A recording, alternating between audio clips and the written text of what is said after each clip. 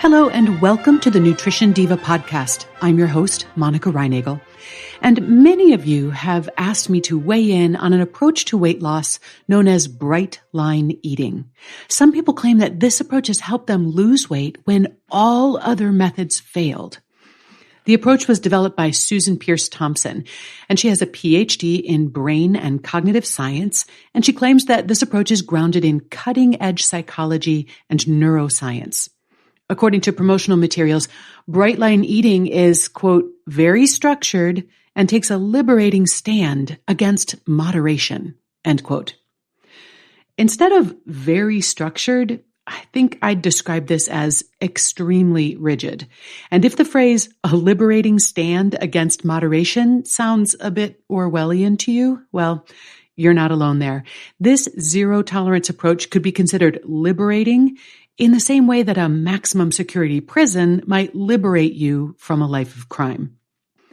There are 4 so-called bright lines. Bright line number 1, foods containing any form of sugar, sweeteners, artificial sweeteners, or even concentrated fruit juices are strictly forbidden forever. Although it's not mentioned specifically in this rule, elsewhere in the materials, alcohol is equated with sugar and is therefore apparently included in this prohibition. Bright line number 2, also forbidden are foods containing any type of flour, including whole wheat flour, as well as flours made from other grains or seeds or nuts. Is it your wedding day? Sorry, no cake for you. This is a bright line. Bright line number 3, you must eat 3 meals a day. Absolutely no snacking, no exceptions, not even to check the seasoning of something you might be cooking. Now here's a helpful tip.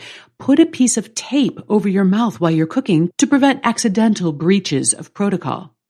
No, I'm totally serious. This is actually recommended. And bright line number 4, you must weigh or measure every single thing you eat forever. Going out to a restaurant? Better pack your scale. There are no exceptions to this rule.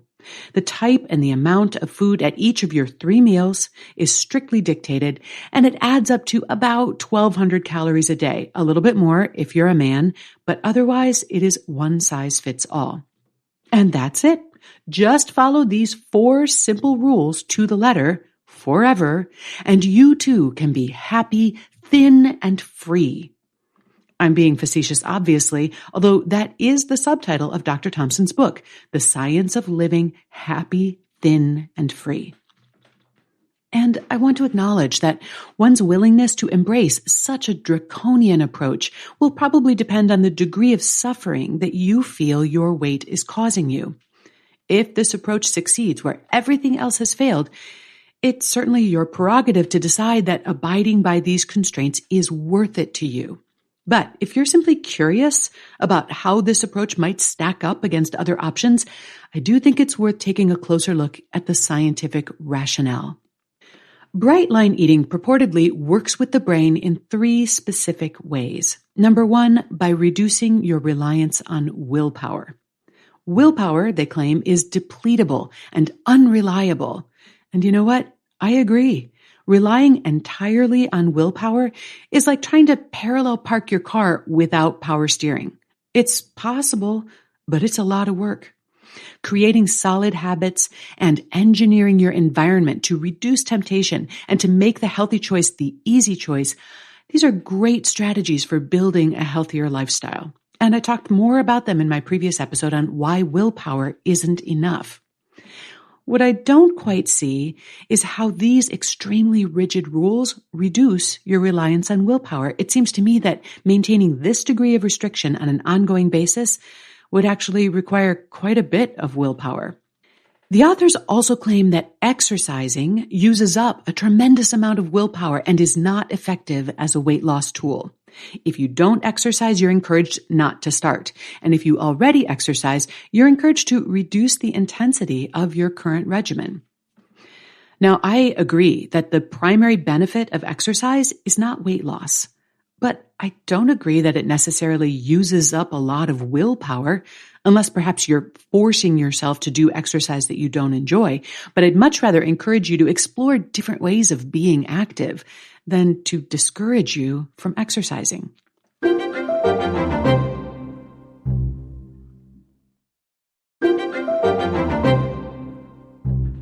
The second way that bright line eating works with the brain is by bringing leptin back on board. According to the Bright Line Eating website, following these rules will allegedly bring leptin back on board so you finally feel satisfied. The role of leptin in appetite and body weight regulation is still poorly understood even by the actual scientists who study it, and it is grossly oversimplified and wildly misrepresented in the popular press. Leptin levels are directly related to body fat stores. They drop when you lose weight or when your food intake is restricted, and that in turn stimulates your appetite. If, on the other hand, you gain body fat, leptin levels go up, which decreases the desire for food. It's the body's way of maintaining the status quo. But because it's popularly known as the satiety hormone, I think a lot of people imagine that leptin turns your appetite on and off on a meal-by-meal basis. But in reality, leptin works to regulate appetite and body weight over a longer time frame, not in response to individual meals. And you might also be led to conclude that higher leptin levels would be a good thing. More leptin, less appetite, right? But people who suffer from obesity tend to have very high leptin levels because they have high amounts of body fat. And the problem is not that their leptin levels are too low, but that the body becomes resistant to the appetite-suppressing effects of leptin. My point is simply that the relationships between leptin, body fat, and appetite are complex and, despite what you read online, not that easily manipulated by diet.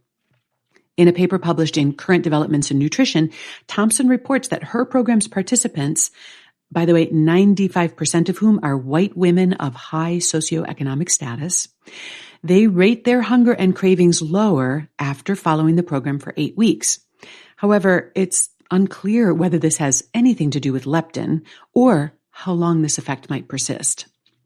And then the third way that Bright Line Eating supposedly works with your brain is by rewiring and healing the addictive centers of the brain.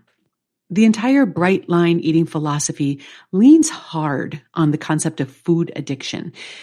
Now, the idea that people can become literally addicted to food is highly controversial. Just because the taste of something sweet activates the same areas of the brain that light up in response to cocaine, it does not necessarily follow that this is creating psychological or physiological dependence.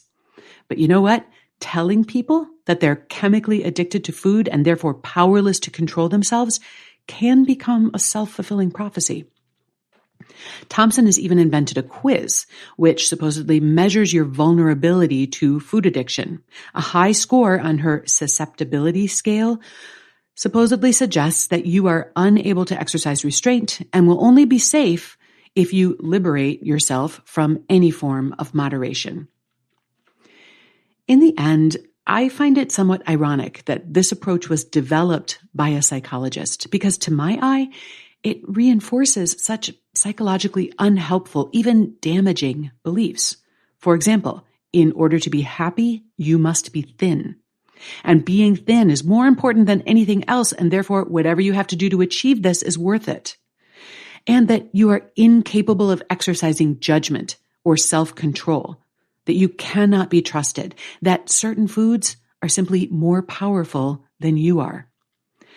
In my own work as a weight loss coach, we spend a lot of time dismantling many of the beliefs that Bright Line Eating seems determined to instill in its members. If you buy into the idea that you have some sort of defect that makes it impossible for you to control yourself, this take no prisoners approach might seem like your only hope. And you know what? Apparently, many people who embrace it do succeed in losing weight. But as one former adherent of Bright Line Eating wrote on her blog, I was thin, but I was far from happy and definitely not free. I had been 100% sold on Bright Line Eating as my forever way of eating, but I reached a point where peace was more important than pounds. You know what? If someone came to me for nutrition counseling and they described some of the behaviors that are endorsed in this program, such as taking a scale to restaurants to measure your food or putting a piece of tape over your mouth to prevent yourself from eating, I would probably refer them for evaluation for an eating disorder. Thompson, in her book, discloses that she herself has a history of eating disorders, including bulimia and binge eating. But the solution that she's advocating here still has many of the hallmarks of disordered eating, such as the extreme inflexibility and the black and white thinking. As anyone trained in the treatment of eating disorders knows, achieving a healthy weight does not necessarily mean that you have recovered from disordered thoughts about food or about your body. That's my take on bright line eating, and no doubt it's going to rub some people the wrong way. It's certainly not my intention to undermine anyone who feels that bright line eating is making their life better. But if you'd like to experiment with a really different approach, I'd like to invite you to check out the Way Less Mindset Reset. It's a free 7-day mini course that I developed with Brock Armstrong, in which we investigate some of those underlying beliefs. You'll find that at wayless.life/mindset.